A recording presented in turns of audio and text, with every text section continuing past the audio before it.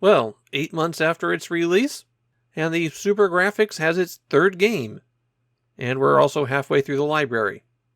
That's right, only 2 more Super Graphics games after this.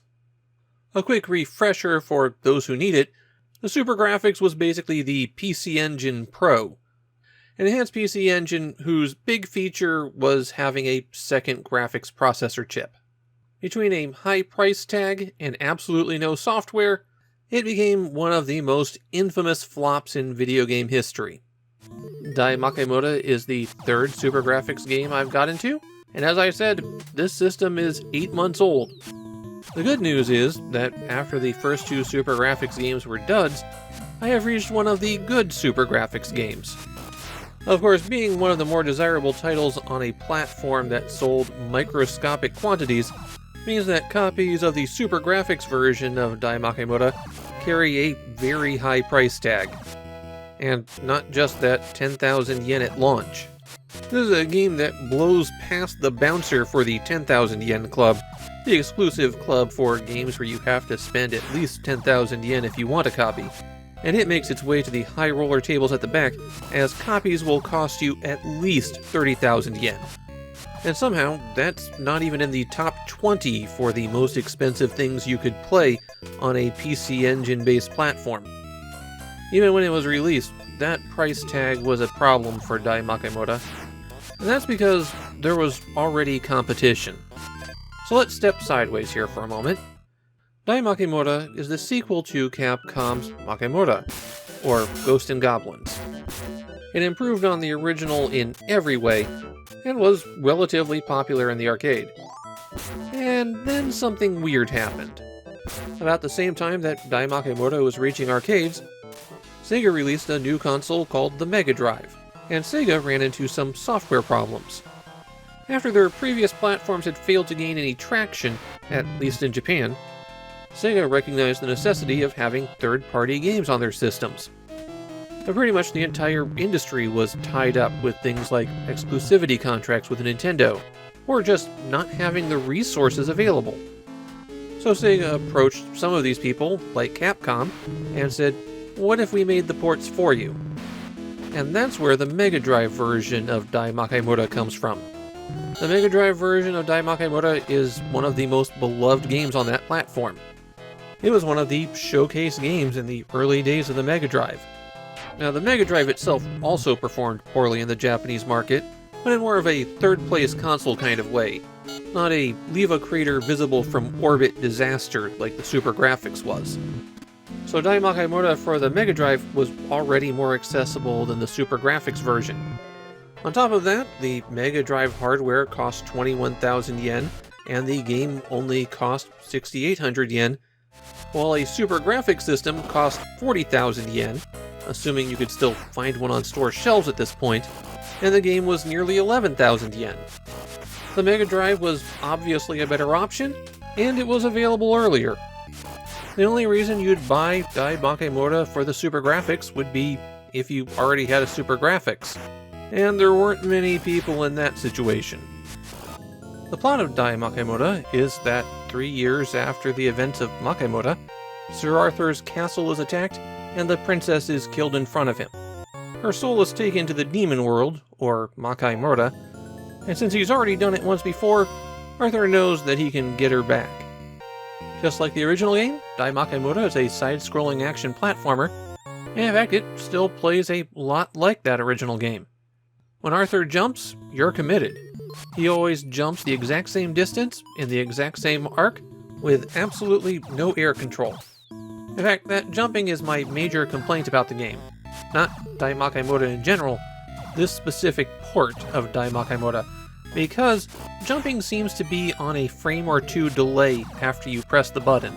It's not much of a delay, but it is just enough that if you're trying to move and jump at the same time, you might just walk off a platform instead. That happened to me a lot while I was playing. Arthur has access to a bunch of different weapons with which to fight the hordes of Lucifer, but he can only carry one of those at a time. Besides aiming left and right, you can also now throw weapons up. Daimakaimura's level design leans heavily on this ability, and you're going to encounter a lot more aerial attacks in this game. Some enemies are carrying pots when they appear, and while most of these clay pots will just contain a figurine that's worth a few points, sometimes the pot has a weapon inside. Daimakaimura is a bit better than the original game at making each weapon have a distinct and useful role, though in the end, there's one that you'll probably want to stick with. Besides the regular attack, all of the weapons have an additional magical ability. If you can collect the gold armor, then a charge meter appears, and pressing and holding down button 2 will build that up. Once it reaches full, then you can release it and do some big effect.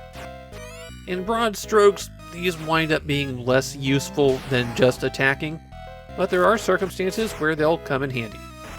Arthur's default weapon is the lance. He throws these out, and there can be 2 of them on screen at a time. It travels straight forward, and that's all there is to it. The magical effect of the lance is lightning, which shoots out in 3 directions. The torch was always looked down on as the worst weapon in the original Makaimura, and it has gotten a significant upgrade here. Instead of only being able to throw 1 at a time, you can now throw 2. It still travels in a short arc forward, but now it leaves behind a little explosion, and flames run along the ground. Because of the way damage winds up working in Daimakaimura, the torch is still generally not the best pick, but if you did pick it up, it's not the death sentence that it was originally. The magic for the torch is a big explosion that loops around the screen a few times. The sword is the only melee weapon in the game, so it wins the title of worst option by default. You really don't want to get close to a lot of things in this game. It delivers double damage, but since you can usually hit things 3 or 4 times before they approach you with another weapon, it's not really a help. The sword's magic ability is the Thunder Dragon, an upward burst attack. The axe is the choice if you need to attack things above you. It travels in a slight upward arc. It can pass through smaller enemies, but you can only throw a single axe at a time, and that reduces its damage output so significantly that you're probably not going to want to use it. The axe's magic attack is a short-range explosion centered on Arthur, so something that's just about as effective as the regular attack. The discus is a new weapon for Daimakaimura, and it travels along the ground. With the hilly terrain in this game, that can wind up being a bit useful. You can also throw 2 of them at a time, so it's exactly as effective as the lance, except it has additional abilities. So between the 2, you almost definitely want the discus instead. Its magic is a mirror. It's a shield that appears in front of Arthur and just travels with him for a short while. And then finally, there's the dagger, the weapon that asks you, why are you using anything else? The dagger travels fast, and you can throw 3 of them at the same time. And because of the way damage works in Daimakaimura, that means the dagger is at least 50% stronger than any other weapon. And if you were concerned that it wasn't powerful enough, its magic is to summon a doppelganger, so now you can attack 6 times at once. Yeah, the dagger's broken, and the only reason you're seeing me use other weapons is because I needed footage of them. Of course, there is one other weapon, but you won't see it for a while. Daimakaimura consists of 5 stages, and each of them are nicely divided in half, with a different style of area and technical challenge to overcome for each of them. If you defeat the boss at the end of the 5th stage, then you run into the most infamous thing about this series. You're told that you need to get the special weapon and get sent back to the beginning of the game. That weapon, the Psycho Cannon, doesn't appear until you start that 2nd loop of the game, and you have to have it after you defeat that boss on the 5th stage, otherwise you repeat until you do. Reaching that point when you have to do the 2nd loop is the thing that makes most players give up. As a weapon, the Psycho Cannon only appears in chests, and the chests are another new addition for Daimakaimura. They appear when Arthur moves through certain spots, usually places that you have to jump to. The chests have to be attacked to open them, and there is a cycle to what is inside them. The first chest to appear always has a wizard who does a magic attack that transforms Arthur into something that takes away some ability. The next chest to appear will contain the golden armor, and then the one after that will contain a weapon. If Arthur gets hit while wearing armor, that armor gets knocked off and he's running around in his underwear. He'll have to open chests to replace the armor.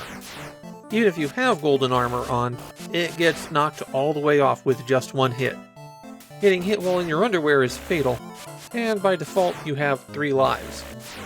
Hit a game over and you can continue from the same half-stage section that you're at, but again, you only have 3 credits when you start the game. Fortunately, there are some cheat codes. At the title screen, hold down button 1 and press Run, and that will take you to the options screen where you can adjust the difficulty or increase the number of lives. And then after you hit Run on the title screen, when you're selecting the number of players, you can hit up, up, down, down, left, right, 1, 2, and that will grant you a credit. You can have up to 9 before it cycles back to 1. You're likely going to need all the help you can get with this, because Daimakaimura is a very difficult game. The series is already notoriously difficult, and Daimakaimura doesn't do anything to pull away from that. A lot of enemies that you encounter are just indestructible. Traps abound everywhere, and in many areas the spawns are semi-random, so unless you have careful control, it is very possible to encounter patterns where you cannot get through. In a weird way with this game, I think the bosses are significantly easier than the stages themselves. If you can get to a boss and have a weapon that can hit them, then you can usually crush them pretty quickly. The bosses all have straightforward, predictable patterns. Way easier than trying to find gaps in continuously spawning random enemies. So unsurprisingly, Daimakaimura is a beloved classic in Japan. Players over there love the game just as much as everybody else does. But also unsurprisingly, not a lot of people had experience with the super graphics version. The few who did were very pleased with the quality of the port, and also complained about the price tag. My personal feeling is, I think the Mega Drive version's better. Daimakaimura is a brilliant game, and you should absolutely play it. And this version of Daimakaimura was even available on the PC Engine Mini, which I'm pretty confident sold more units than the Super Graphics system. So it's more accessible than ever if you wanted to play it. It's just, I think the Mega Drive version winds up playing a little bit more smoothly. The differences are small, which makes the fact that this was an 8-bit port even more impressive. I just think it's better on the Mega Drive.